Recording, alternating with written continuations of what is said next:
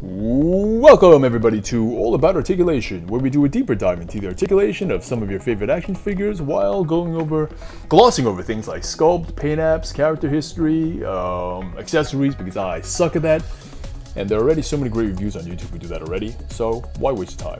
Today we're gonna look at the Mcfarlane Toys DC Superman, Unchained suit. That's what it's called, Unchained. Came in the wave with the recent Mcfarlane releases. This Superman, this Batman Hellbat suit, and this is Superman's version of his armor. Couple of initial thoughts. It's a pretty cool figure. I mean, listen, for 20 bucks, why not? You know, if you like Superman, if you like really funky looking characters, not necessarily popular. I was never familiar with this suit or this storyline before this action figure. But he's a pretty cool figure. Is he worth it? Yeah, for 20 bucks, you know? Anything more, I probably wouldn't have picked him up. But I really like that Batman suit. So every time I buy Batman, I got this weird thing. Every time I buy Batman, I have to buy like a matching Superman. So I got him. I figured I gotta get him. And for 20 bucks, why not? If it were anything, like I said, if it was anything more than 20 bucks, I'm not gonna mess with that. I ain't got money to burn. But okay. Real quick, let's do a height measurement. He stands at 7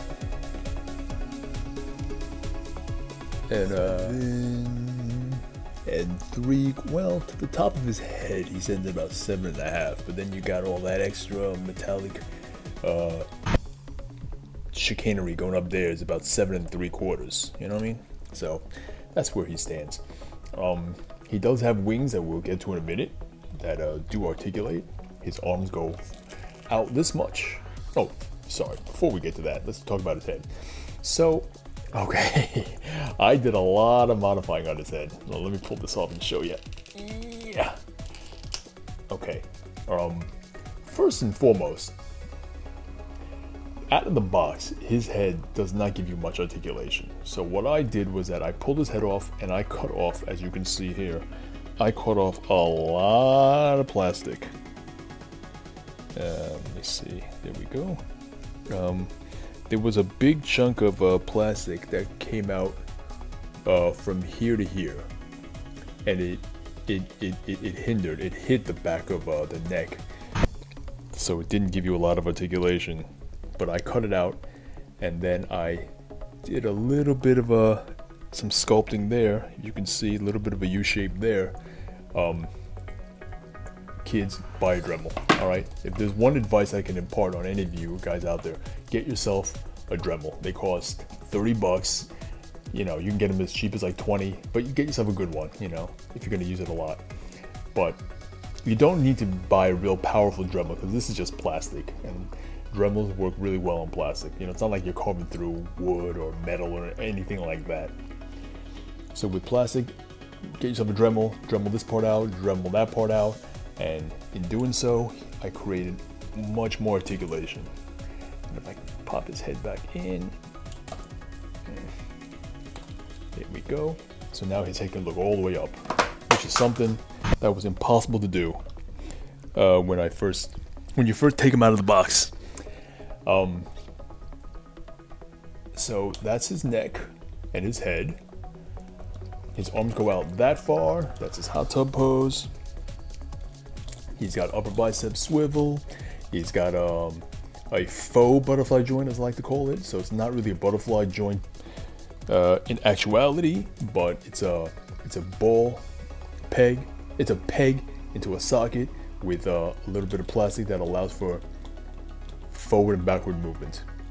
And we got the bicep swivel here, single jointed elbows that only bend to does not even hit 90, but he does get great wrist articulation in those Mcfarlane wrist pegs that give you all sorts of movement, 360 whatever degrees. He doesn't get great ab crunch, so that's about as far as he goes. Just like that. That's it. But he does get good. He does get great back extension. Here he is doing his splits. No thigh cut, double jointed knees, and you don't get any sort of pivot because of the armor, but you do get toe articulation.